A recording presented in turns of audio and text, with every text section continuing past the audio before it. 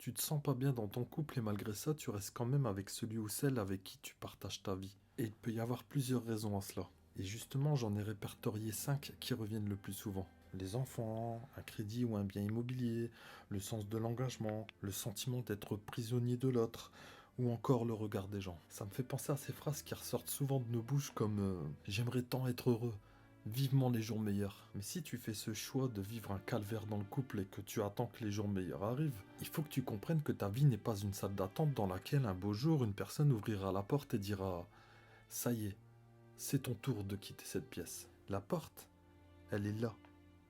Toi, tu es là. Prends le courage de te lever et d'aller l'ouvrir. Il n'y a personne derrière qui te l'ouvrira. Tout ce que tu y trouveras seront les retombées positives de ton acte. C'est comme si que tu voulais partir en vacances et que tu en as les moyens, mais que tu réserves pas de location. Et que tu es là à attendre que le facteur te ramène une lettre dans laquelle tu vas trouver à l'intérieur des billets direction les cocotiers. Non. Là, c'est exactement la même chose. C'est toi et toi seul qui peut débloquer la situation. D'avoir ce déclic, d'être ce moteur qui va te faire avancer. Parce que le plus souvent, on stagne. On attend que la vie pointe le bout de son nez pour que les choses changent d'elles-mêmes. Mais heureusement que la vie n'est pas faite ainsi. Car tu n'apprécierais pas les bonnes choses qui te sont destinées. Tu n'auras pas entrepris les choses. Tu n'auras pas été le déclencheur. Et tu ne te seras pas battu pour l'avoir. Du coup, ça n'a pas la valeur ni la saveur que ça devrait avoir. Et pour ne pas déclencher ce déclic, on se trouve souvent de fausses excuses, comme celle des enfants par exemple. Tu te dis qu'ils vont être tristes, que tu peux pas leur faire subir ça. Mais leur faire subir quoi? Ils subissent déjà. Ils sont dans la réalité quotidienne.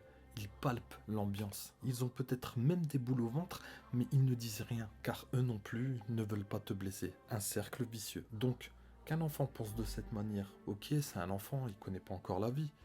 Mais un parent, il doit au contraire avoir du recul et voir que même si tout le monde fait des efforts pour pas que la situation s'envenime, tout le monde souffre quand même. Pas de discussion, ambiance de mort, petit tacle à droite et à gauche, et on implique les enfants directement ou indirectement, qu'on le veuille ou non. Et on vit comme ça jusqu'au jour où ça va péter. Et c'est ce jour qu'arriveront les regrets pour ne plus repartir.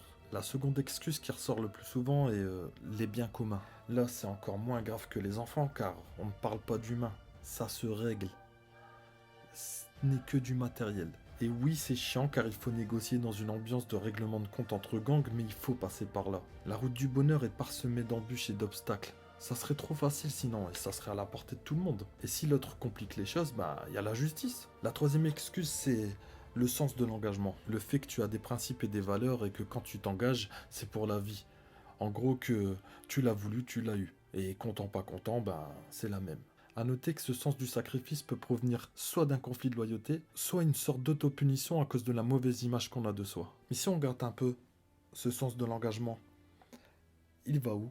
Envers l'autre avec qui tu te sens mal et qui te fait devenir la pire version de toi-même, avec qui tu n'es pas épanoui, ou envers tes enfants, pour lesquels tu remuerais ciel et terre pour que leur sourire ne disparaisse pas de leur visage. Mais si tu t'es engagé à les protéger et à tout faire pour qu'ils soient heureux, ne reste pas dans une situation dans laquelle ils ne le sont pas du tout, qu'ils le seraient certainement plus dans une autre configuration. Ou peut-être que c'est aussi un engagement que tu as pris envers toi-même, celui des principes et des valeurs qui est tout à ton honneur. Mais si tu veux être un parent épanoui, il faut d'abord que tu le sois en tant que personne, car c'est ça qui permettra que tes enfants soient épanouis, car ils verront que tu l'es, donc ils le seront. Encore ce cercle vicieux. La quatrième excuse pour ne pas se séparer peut être aussi la peur de l'autre, car tu connais cette personne. Tu vis avec, donc tu connais ses réactions, et tu es persuadé qu'il ou elle ne te laissera jamais tranquille, ou qu'il ou elle prendra les enfants en otage pour que tu fasses marche arrière. Et ça, c'est juste parce que ça marche avec toi, qu'il sait comment tu fonctionnes, et il sait qu'en actionnant ce bouton, tu reviendras parce qu'il connaît tes faiblesses. C'est nous qui donnons le degré d'importance de nos propres peurs. Si on décide de voir qu'elles sont immenses, elles le seront. A l'inverse, si on est persuadé qu'elles ne sont pas préjudiciables pour nous, elles seront tout sauf dangereuses. Car la clé, c'est la conviction. Si tu es convaincu, l'autre va voir également cette conviction et va comprendre que ça ne fonctionnera pas. Et dans le sens inverse, si tu es dans le doute, l'autre frappera encore plus fort car il sait que le mur cédera tôt ou tard. Et il y a également cette cinquième et dernière raison de cette vidéo, qui n'est autre que le regard des autres, la peur d'être jugé.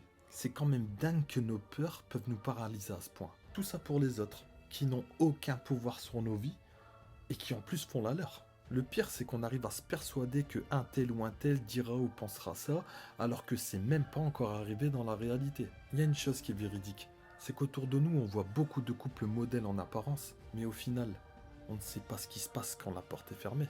Car le plus souvent, ce ne sont que des apparences, justement. Et puis je crois qu'il y a aussi cette peur de voir la réalité en face. Peur de voir qui sont vraiment nos proches si on est amené à prendre une décision qui ira à l'encontre de leurs convictions. Car on sait qu'ils seront déçus de nous et que nous, on sera déçus de certains et étonnés en bien par d'autres. Et ce qui est bien, c'est qu'au final, on ne sait jamais par qui on sera blessé ou par qui on sera étonné en bien.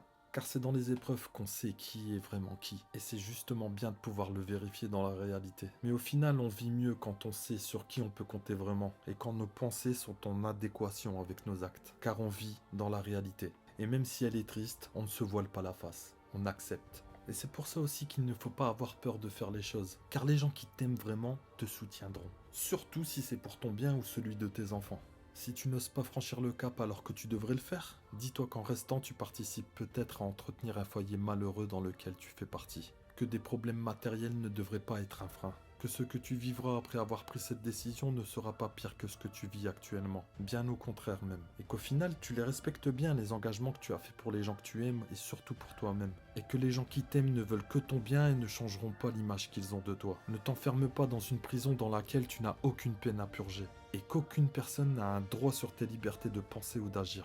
Si ton cœur sait que c'est la bonne décision, sors de la paralysie causée par tes peurs que tu t'es créée en leur donnant trop de crédit. Agis. Fais les choses, n'aie pas peur. Tu as ton destin en main et non lui qui se pose entre les tiennes. Une séparation n'est pas un échec, encore moins si c'est pour se retrouver en accord avec soi-même et apaiser son cœur.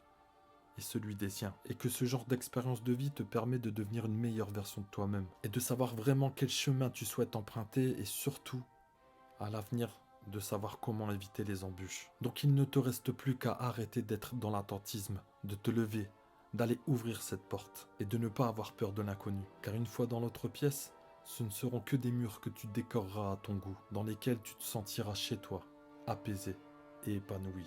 À méditer.